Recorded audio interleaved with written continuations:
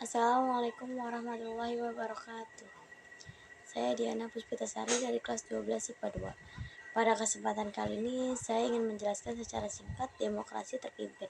Demokrasi terpimpin adalah suatu sistem demokrasi pemerintahan yang menempatkan segala kebijakan atau keputusan berpusat pada pemimpin negara.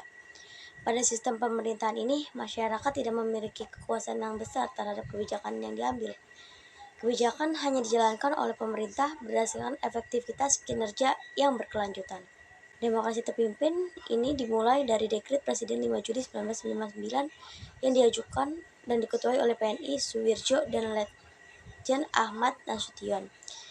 Ada beberapa hal yang melatar belakangi dijalankannya sistem demokrasi terpimpin ini. Yang pertama, dari segi keamanan.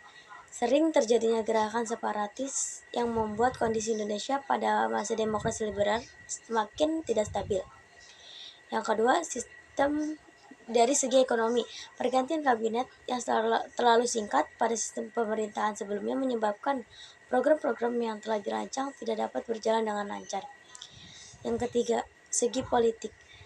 Dewan Konstituante gagal dalam menyusun UUD baru untuk mengganti UUDS 1950. Kegagalan Dewan Konstituante dalam menyusun UUD baru menimbulkan reaksi dari Soekarno untuk kembali mengusulkan pemberlakuan UUD 1945. Usulan itu tampaknya tidak berjalan dengan lancar. Sejumlah pihak yang bergabung dalam anggota konstituante tersebut menunjukkan sikap yang pro dan kontra terhadap usulan yang dicetuskan sebagai tindak selanjutnya, yaitu tindak lanjut reaksi tersebut diadakannya pemungutan suara yang dilakukan oleh seluruh anggota konstituante demi mengatasi konflik yang sedang terjadi. Pemungutan suara ini dilakukan pada 3 hari berturut-turut, yaitu pada 30 Mei, 1 Juni, dan 2 Juni 1959. Dalam rangka mengatasi konflik yang timbul, hasil pemungutan suara di hari pertama menunjukkan bahwa 269 orang setuju untuk kembali ke UUD 1945 dan 119 orang menolak untuk kembali ke UUD 1945. Meskipun suara sebanyak menyetujui opsi kembali ke UUD 1945, suara tersebut belum mencapai 2/3 dari hasil jumlah suara, yaitu 312 suara, sehingga pemungutan suara harus diulang. Pemulihan suara hari kedua menunjukkan bahwa 264 setuju dan 204 menolak. Adapun pemilihan hari ketiga menunjukkan bahwa 263 setuju dan 203 menolak.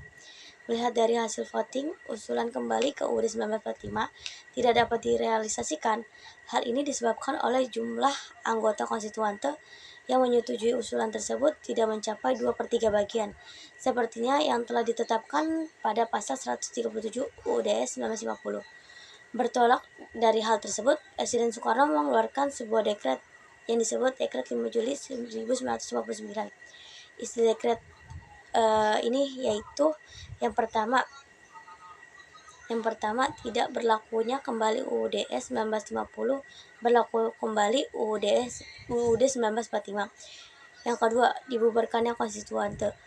Yang ketiga, pembentukan MPRS dan DPAS. Setelah diberlakukannya dekret presiden, diberlakukan keterlibatan militer dalam politik dan lembaga politik kian meluas. Pada 10 Juli 1959, Soekarno mengumumkan kabinet kerja. Sepertiganya menteri berasal dari militer. Sekian penjelasan singkat dari saya, kurang lebihnya mohon maaf. Wassalamualaikum warahmatullahi wabarakatuh.